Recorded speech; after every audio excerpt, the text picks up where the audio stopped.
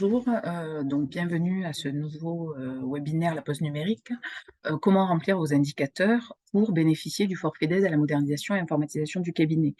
Alors nous vous rappelons que, vous devez déclarer ces indicateurs, au plus tard le 2 mars à minuit et les indicateurs valent bien entendu pour l'exercice 2022.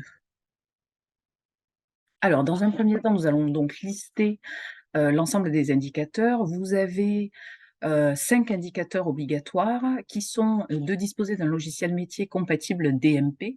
Donc le DMP est le dossier médical partagé, c'est le carnet de santé numérique dans lequel vous allez retrouver, notamment les comptes rendus d'imagerie, les comptes rendus d'hospitalisation et d'autres informations médicales concernant le patient. Concernant la version du logiciel, on vous demande toujours d'avoir la dernière version du cahier des charges. Hem, Vous devez également afficher vos horaires d'ouverture du cabinet et pour cela, vous devez aller sur votre compte Amélie Pro et enregistrer vos horaires d'ouverture du cabinet. Concernant la télétransmission, on vous demande de télétransmettre, de manière sécurisée au moins 70 de vos factures. Et pour la messagerie sécurisée de santé, donc vous devez disposer d'une messagerie sécurisée de santé qui va vous permettre les échanges entre professionnels de santé. Mais sachez que vous pouvez également échanger avec les assurés puisque dorénavant, les assurés disposent également d'une messagerie sécurisée de santé dans leur espace santé. Alors, vous avez également un indicateur optionnel de 100 € qui, lui, est perçu à partir du moment où vous êtes impliqué dans une démarche de prise en charge coordonnée. Donc pour cela, il vous faut donc soit adhérer à une communauté professionnelle territoriale de santé, une maison de santé pluriprofessionnelle ou une équipe de soins primaires. Sachant que vous pouvez également, exercer dans un réseau local ou un réseau de soins. Le tout étant bien entendu de travailler en réseau avec d'autres professionnels de santé. On vous rappelle que, cette rémunération-là ne peut avoir lieu qu'à partir du moment où vous avez rempli les 5 indicateurs obligatoires. C'est une attestation sur l'honneur, hein, que vous devez juste cocher, un encart qui spécifie que vous attestez sur l'honneur être impliqué dans une démarche de prise en charge coordonnée et l'assurance peut à tout moment vous demander des justificatifs. Donc on vous demande de bien garder, tous les justificatifs que vous avez. Alors, pour pouvoir, déclarer vos indicateurs, donc il vous faut vous connecter à votre compte Amélie Pro. Vous avez la possibilité de vous connecter par identifiant mot de passe, pas à l'aide de votre carte professionnelle ou, à l'aide de votre, ICPS. La ICPS étant votre carte professionnelle de santé numérique. Dématérialisé. Alors, une fois que vous êtes sur votre, espace Amélie Pro, vous allez aller dans convention ROSP et vous avez déclaré mes indicateurs. Donc,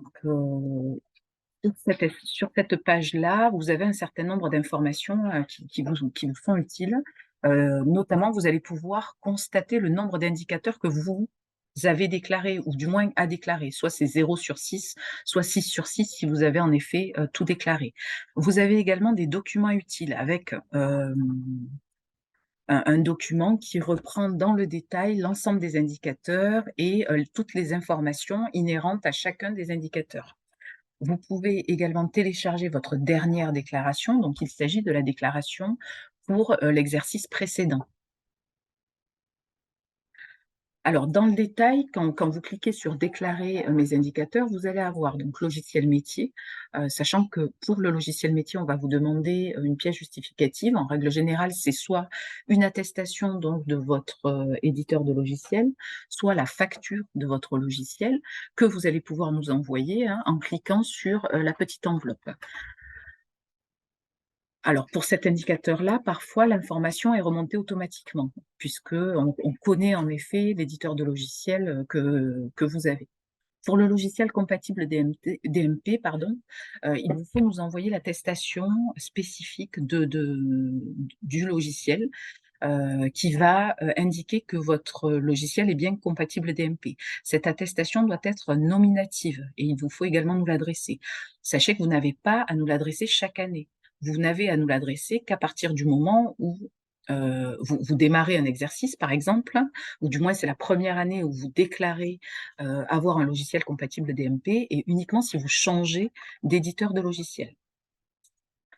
Concernant la messagerie sécurisée de santé, donc soit l'information est remontée, vous n'avez strictement rien à faire, soit vous n'avez pas, d'informations et à ce moment-là, il vous faut cocher que vous disposez bien d'une messagerie sécurisée de santé.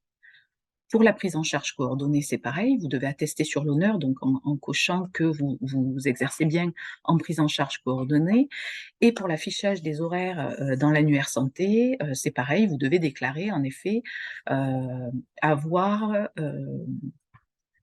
affiché vos horaires du cabinet dans, Amélie Pro.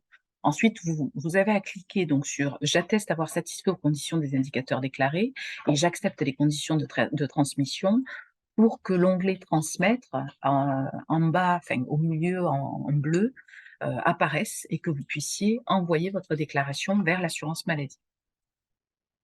Alors une fois fait, si vous revenez quelques jours après, bien entendu, sur votre compte Amélie, vous allez pouvoir, vérifier, la saisie de votre dossier puisque vous avez l'information pièce justificative validée par la CPAM une fois que nous avons, réceptionné votre, les différentes pièces justificatives et validé, la pièce justificative que vous avez transmise.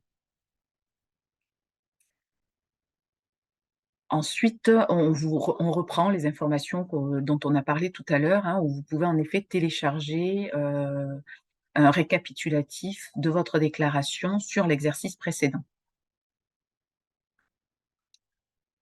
Et là, alors on reprend en effet un petit peu plus dans le détail, ces éléments-là déclaratifs, parce que comme je vous l'ai expliqué au début, vous avez une petite enveloppe qui vous permet en effet d'envoyer la pièce justificative. Mais sachez que si vous avez, une anomalie ou un petit souci pour envoyer les pièces justificatives, vous pouvez toujours nous l'adresser à cette adresse-là, donc conventionmed.cpam-hero@assurance-maladie.fr. Vous pouvez également nous l'envoyer par courrier, mais c'est vrai que c'est tellement plus pratique par mail. Voilà, donc je vous remercie